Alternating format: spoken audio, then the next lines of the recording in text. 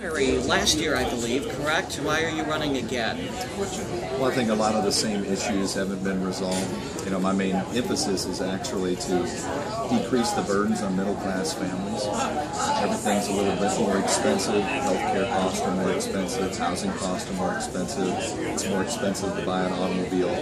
But wages have been stagnant for the last 30 years. And so those things haven't changed. And so I want to make that argument. That would be my focus during the campaign. What role does government play in some of those things?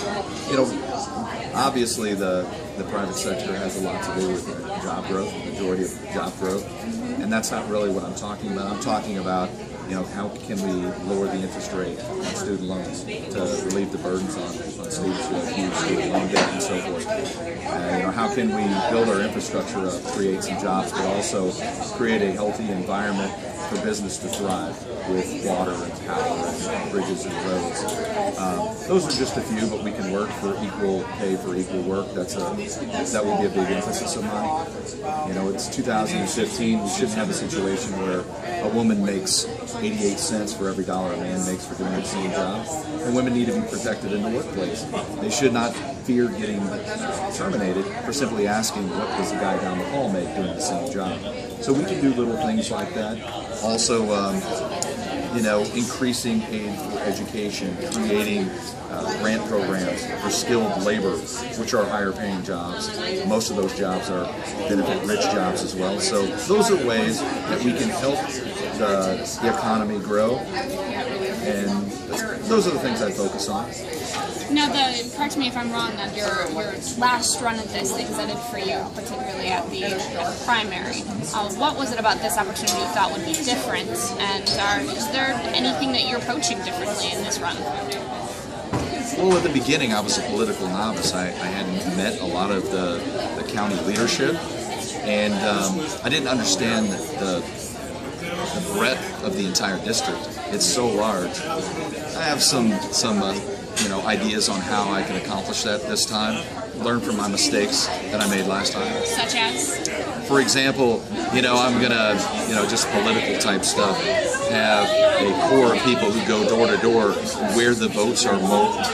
I did that in Quincy, but I'm gonna have people do that in McLean County, Peoria County, in the northern part of the district where most of the votes are at.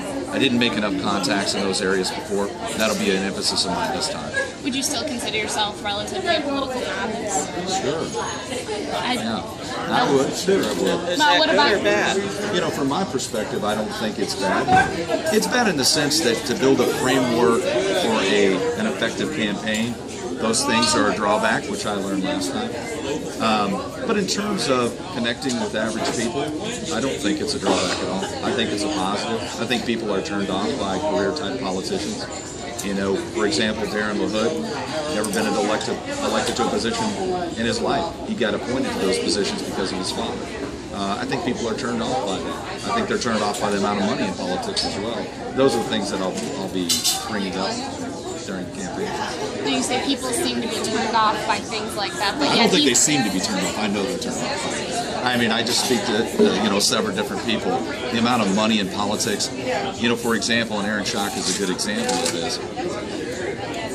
What has been created is an oversized influence for the top few percent. They're the ones who give the majority of the money. They get all the, you know, the deregulation, and the rules are written in their advantage. The tables are tipped against the average person. I know that's the case. And I know the average person is frustrated. Sometimes they don't know how to direct their frustration. They get mistaken. They mistakenly direct their frustration at what appears to be the problem, but might be just a symptom. So I'm pretty confident that the people are frustrated with the amount of money in the system, in the lack of voice that they have.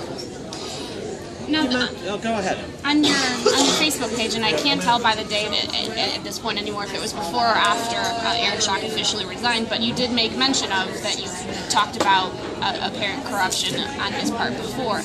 Can you delve into that a little bit more, and whether or not that contributed to your wanting to run again?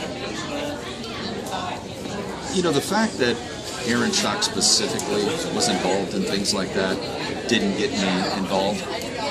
I think the system itself, like I mentioned, is tipped against the average person. And if you can give a large donation, you get an oversized amount of influence. And that is what gets me involved.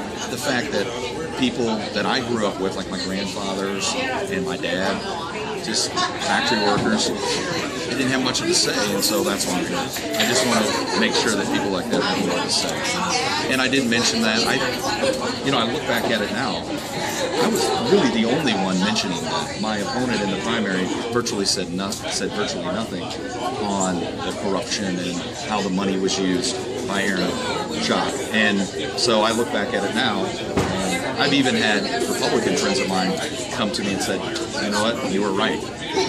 So, and I thought most of that was clear. And with a little bit of investigative reporting which occurred, it came to light. You mentioned equal pay for equal work. Doesn't the Lilly Ledbetter Act take care of that? Well, take care of it. The problem that we run into, like I said, if you have circumstances where a woman cannot ask the guy down the hall, ask their boss what the guy down the hall is making. So there are laws in place, but they're not properly enforced. And if there's enough deregulation in the system where they should basically function as they please, then it continues.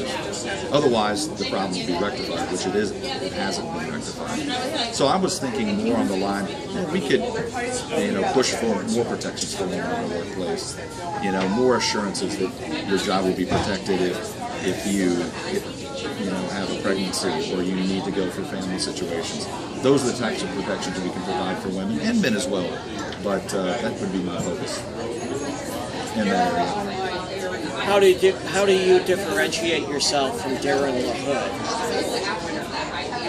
In 100 words or less. Okay. The easiest way to differentiate myself is Darren LaHood is a supply side economics believer, and I'm fundamentally opposed to that. Not opposed to capitalism. I'm not pushing for equal outcomes in any way. I think capitalism and our capitalist system, I'm a very strong supporter because that's what creates innovation, new inventions, creates jobs. I'm not trying to supplant that. But if you look over the course of the last 30 years, most of the gains, nearly all of the gains, especially since the recent recovery that we've had since 2007, have went to the top 1% of the population. And the average person hasn't seen any of that.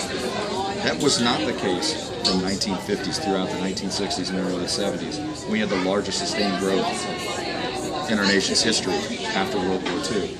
In that situation, 90% of the wealth that was created was shared by 70% of the population. Middle-class families had more money in their pockets and more money to spend. Now, if we look at income inequality, there's two ways to look at it. And the Democrats like to look at the moral aspect of it. And I'm not, I wouldn't say that that's not important.